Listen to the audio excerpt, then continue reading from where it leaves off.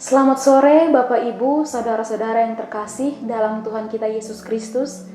Marilah kita mengakhiri hari kerja dan aktivitas kita dengan bersama-sama merenungkan firman Tuhan yang telah dipersiapkan oleh Pendeta Esther Helena Tulung, MSI. Pembacaan firman Tuhan terdapat dalam kitab 2 Timotius pasal 2 ayatnya yang ke-10. Karena itu aku sabar menanggung semuanya itu bagi orang-orang pilihan Allah, supaya mereka juga mendapat keselamatan dalam Kristus Yesus dengan kemuliaan yang kekal. Bapak Ibu, judul perenungan kita pada saat ini yaitu resep kesabaran dalam penderitaan. Shalom Bapak Ibu yang terkasih. Tema bulan ini, seharusnya kita menjadi pribadi yang sabar. Sepertinya ada sesuatu dengan kata sabar di sini. Sambil merenungkan, saya berusaha untuk menebak-nebak. Dan dengan sederhana, saya mendapatkan beberapa rumusan yang lumayan menantang saya. Dan mungkin juga untuk saudara. Pertama, sepertinya di zaman yang terlalu sulit ini, mewujudkan sabar dalam kehidupan bersama menjadi barang yang langka. Kedua, jika sebatas kata, pasti terlalu mudah orang mengatakan dan bahkan menggurui orang lain, tapi dia sendiri sulit mewujudkannya. Yang ketiga, sebenarnya ada orang yang punya kemauan kuat untuk melakukannya, tetapi situasi tidak mendukung. Orang-orang di sekitarnya sangat sulit dibentuk, atau malah ada yang sudah sangat ingin melakukannya, tapi tidak tahu bagaimana caranya. Dalam perenungan kita hari ini, kita dituntun dengan satu ayat dalam surat Rasul Paulus kepada Timotius, muridnya yang terkasih.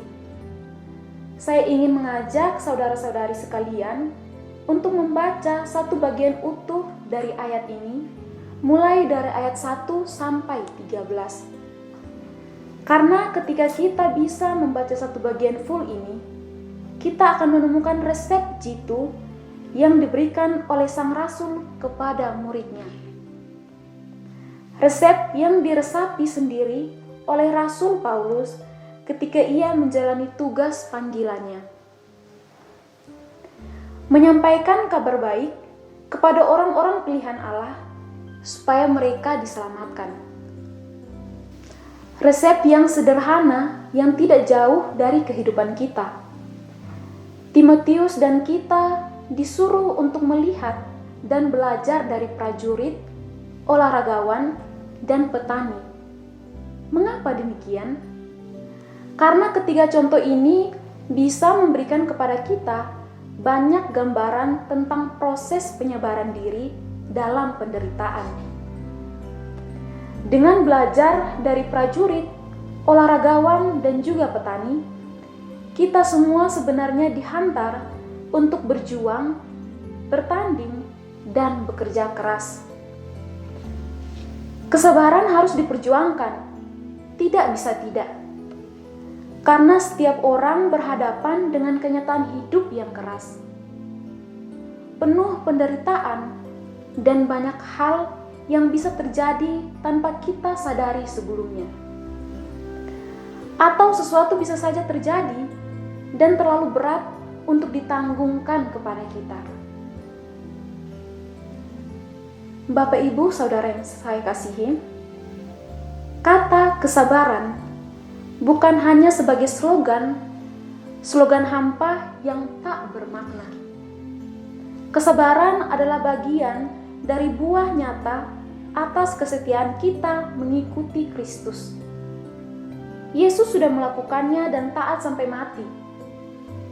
Bagaimana dengan kehidupan iman kita? Selamat berproses, Immanuel. Refleksi untuk kita pada saat ini, menjadi pribadi yang sabar tidaklah mudah.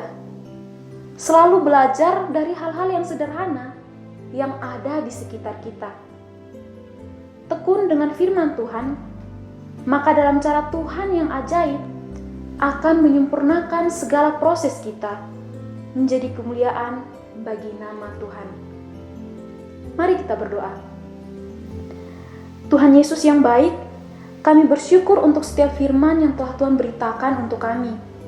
Ajarlah kami untuk menjadi pribadi yang sabar dalam setiap kehidupan kami. Kiranya firman-Mu ini, Tuhan Yesus, bisa menjadi pegangan dalam hidup kami. Kami serahkan kehidupan kami seterusnya ke dalam tangan pengasihan-Mu. Terima kasih Tuhan Yesus. Amin.